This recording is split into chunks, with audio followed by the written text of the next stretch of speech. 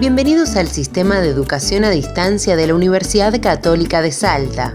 El doctor Raúl Aníbal Echeverri, titular de la Cátedra de Derecho Comercial de la carrera de Abogacía, desarrollará los siguientes temas del programa: Derecho de la Integración, Negocios Internacionales. Muy bien. Un tema interesante es el del derecho de la integración. Por supuesto, no se puede desarrollar en esta clase toda la entidad que tiene el tema del derecho de la integración. Pero sí hay una realidad que es lo primero que tenemos que decir y que se puede comprobar.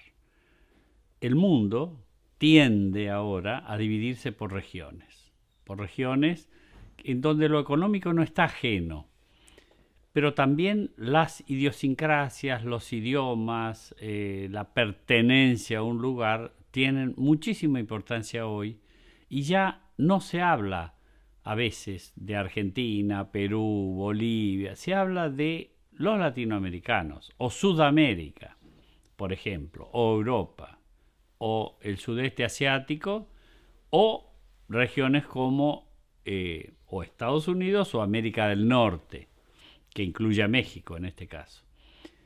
De modo que esta integración está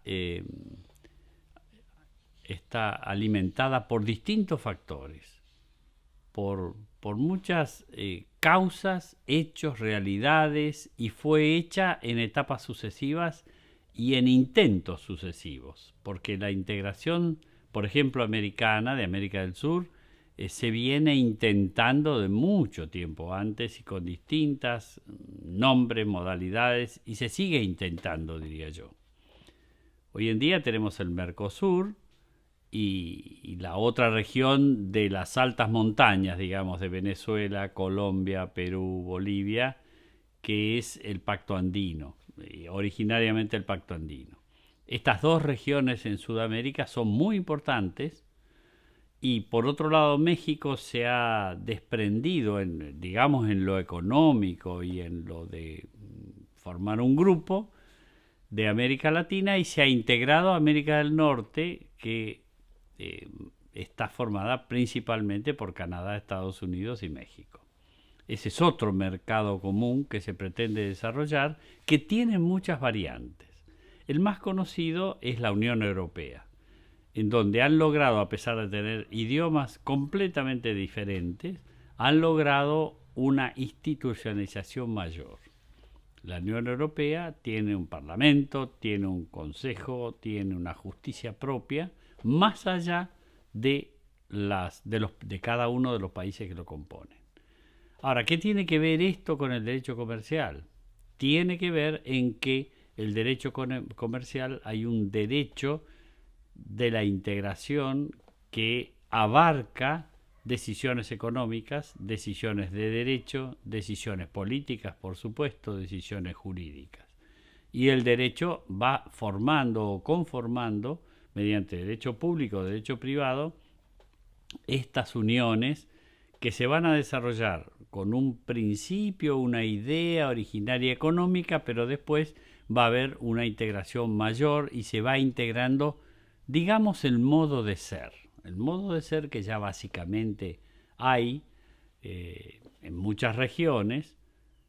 También es importante para las regiones estas y mucho para la América del Sur, que va a terminar probablemente integrándose en un solo bloque. Pero lo que se destaca en esto es que hay una semilla de unidad. No es algo caprichoso que se traza como se trazan los límites o las fronteras. Es algo que indica una energía muy especial que tiene cada sector.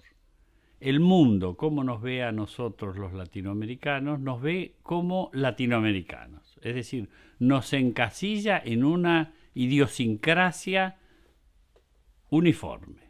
¿Por qué es esto? Bueno, por la propia dinámica de la historia, y entonces se sabe que en Europa los negocios se hacen de tal manera, o con China de otra manera, o con Latinoamérica de otro modo. Tenemos cada uno nuestro código civil, nuestro código de comercio, nuestra forma legal, nuestra forma de organización, que es muy similar por otra parte, y eso ayuda, porque también es similar nuestro idioma, aunque solo Brasil tiene otro idioma en América, pero a pesar de esos dos idiomas, tenemos una unidad de pensamiento, de conducta y de desarrollo. Hay una unidad y eso es importante. Por lo tanto, el derecho a la integración, que muchos dicen no hay normas, no es así, para nada.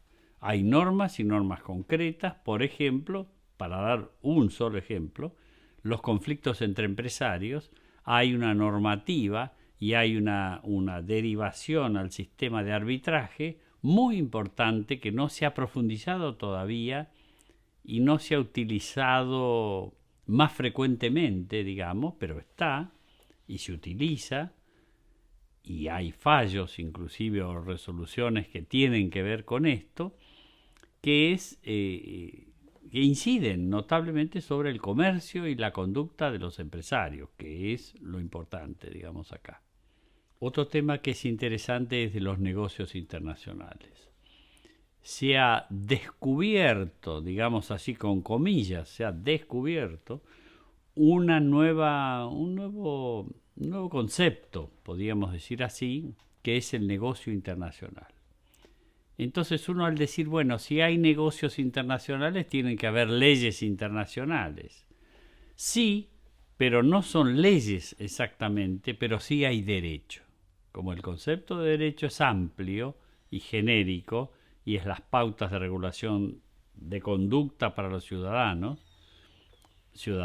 para las empresas, para el gobierno, para todos los actores de un país o de una región, el caso de los negocios internacionales se da que hay derecho comercial, pero no es el mismo que el derecho comercial interno de cada país. Es un derecho comercial diferente, es un derecho comercial que tiene otra dinámica, otra forma e inclusive otra aplicación práctica a los ciudadanos.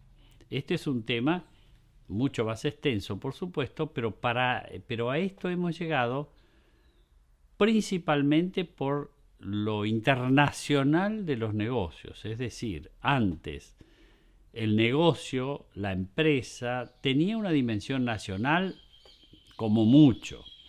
La base era regional, es decir, una empresa fundada en la ciudad de Buenos Aires actuaba con una zona de influencia limitada. A partir de eso, esa empresa se va ampliando, está las sucursales, a lo mejor en una provincia o en más de una provincia, y después de eso empieza un comercio internacional, un verdadero intercambio en el ámbito mundial.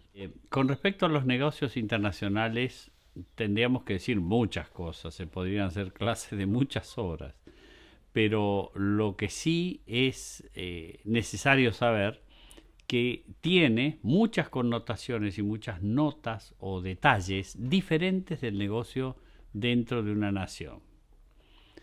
Los empresarios son distintos, los modos son distintos y se utiliza la gran herramienta que es la informática. Estamos en la era de la información y desde la era de la información tenemos que proveer nuevos elementos para operar el orden jurídico. Los empresarios no están estudiando o mirando si realizan un acto de comercio o un negocio o qué clase de figuras jurídicas están empleando. Los empresarios hacen el negocio. El derecho internacional tiene ciertas particularidades. Una es el derecho inmaterial. El derecho, que además es una ciencia abstracta, teórica y abstracta, se hace más inmaterial todavía porque se utilizan sistemas o medios que no se necesita materializar nada. Hay grandes transacciones internacionales de millones y millones de dólares o de otra moneda que se hacen con la mera palabra, con la mera confianza. Se hacen, se cumplen. ¿Y cuál es la sanción? Bueno, el incumplimiento. Si alguien no cumple con la palabra que dio o con lo que prometió, lo que va a tener es quedarse fuera del mercado. Eso se utiliza mucho en el orden internacional, también en el orden nacional, pero es algo en donde todo se vuelve abstracto. Las acciones de sociedades anónimas no se concebían si no estaban escritas en un papel en donde estaban todos los datos. Hoy en día una acción puede ser escritural, es decir, puede estar inscripta en un registro y no existir materialmente, no transmitirse materialmente y ser absolutamente abstracta. Y con esta abstracción ha servido para abrir camino de la era de la información traducida a niveles jurídicos. Es decir, la traducción de la era de la información a los niveles jurídicos son las transacciones electrónicas.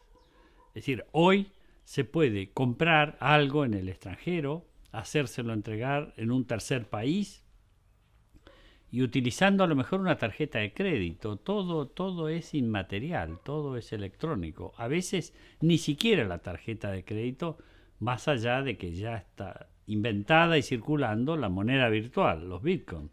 Son moneda electrónica y bueno, no la tenemos en ninguna billetera ni en ningún bolsillo. Eso está. Y las tarjetas de crédito son el paso anterior a eso. Entonces, lo que tenemos que rescatar en esto es que el negocio que se hace vía electrónica tiene algunos componentes conocidos y otras cosas nuevas, como por ejemplo probar ese negocio. ¿Cómo pruebo yo que mandé un correo electrónico comprando un artículo que me van a entregar en otro lugar o en otro país?